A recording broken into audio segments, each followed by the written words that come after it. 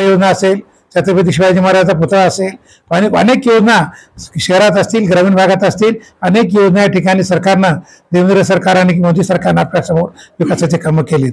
मग आपण या ठिकाणी राम मंदिराचं जे प्रत्येक वेळेस लोक म्हणत होते की भाजप आलेलं की राम मंदिर बनाएंगे पण तारीख नाही बताएंगे.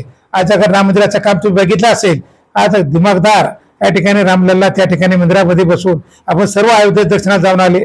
प्रयागराजचा तुम्ही एवढा पाहिला असेल, आपण कोडोल त्या ठिकाणी वाराणसीचं पाहिलं असेल, उज्जैनचा पाहिलं असेल, अनेक तीर्थक्षेत्र या ठिकाणी आपण बघितले असतील की आज कोरडोच्या माध्यमातून सर्वसामान्य माणसाला सुविधा उपलब्ध करून दिल्या.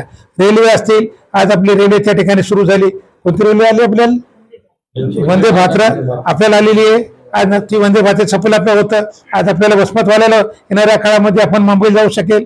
अनेक रेल्वे असतील, रेल्वे स्टेशन असतील, बसस्टँड असतील, प्रत्येक ठिकाणी विकासाची गंगा लोकांपर्यंत काम केलं असेल. मग जलधन पाण्याची योजना प्रत्येक गावात पाण्याची टाकीपासून तर घरापर्यंत योजना त्या ठिकाणी सुटी लावून देण्याचं काम केंद्र सरकार या ठिकाणी करते.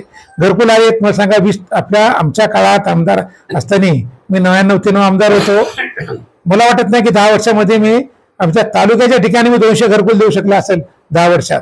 पण आज बघितलं तर म्हणजे एकेका गावात 200-300 घरं, वसमतसारख्या ठिकाणी 5-5 हजार घरकुल या ठिकाणी घरकुल आलेले आहेत. आणि आज पहिले 60,000 भेटत होते, आज 2 लाख घरकुल त्या ठिकाणी देण्याचं काम.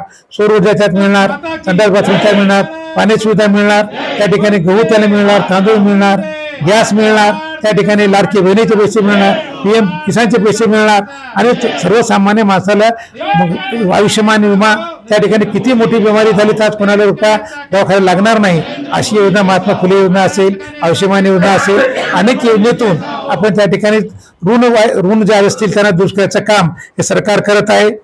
लाईट फ्री या ठिकाणामध्ये देत आहोत. अनेक योजना आपण या ठिकाणी आणलेल्या आहेत. आता आदिवासी आयोग या ठिकाणी कालचा मंजूर झाला 3 जूनला. त्याच्याकडे OBC आयोग मंजूर झालाय. अण्णाभाऊ पाटील या माध्यमातून मराठा समाजाला आज आपल्या हिंगोली जिल्ह्यामध्ये देवेंद्रजीचं सरकार येण्या अगोदर 1 रुपयाचाही कोणाला पैसे मिळाले नव्हते. पण 75 कोटी रुपये आज सर्वसामान्य मराठा समाजाला वाहनासाठी बिगर व्याजी कर्ज या ठिकाणी मिळालेले, वाहन मिळालेले आहेत. OBC समाजाला त्या धर्तीवर मिळणार आहे, आदिवासी समाजाला त्या धर्तीवर मिळणार आहे. आज शेतकऱ्याच्या ठिकाणी जर साधनं ट्रॅक्टर घ्यायचं असेल तर अनुदान आहे, त्यांना ठिकाणी पेरणीचं यंत्रणा घ्यायचं असेल तर अनुदान आहे. अनेक योजना त्या ठिकाणी मिळणार आहेत. शेतकऱ्याची कर्ज त्या ठिकाणी तुमची वीज माफ असेल, त्या ठिकाणी सौर ऊर्जेचे असेल, अनेक गावात जाणारा रस्ता असेल, गाव समाज मंदिराचे असतील, पांधन रस्ते असतील, तर तुम्ही अनेक योजना तुम्ही लोकांपर्यंत पोहोचण्याचं काम या ठिकाणी देवेंद्रजी सरकार आणि मोदी सरकारनं केलेलं आहे.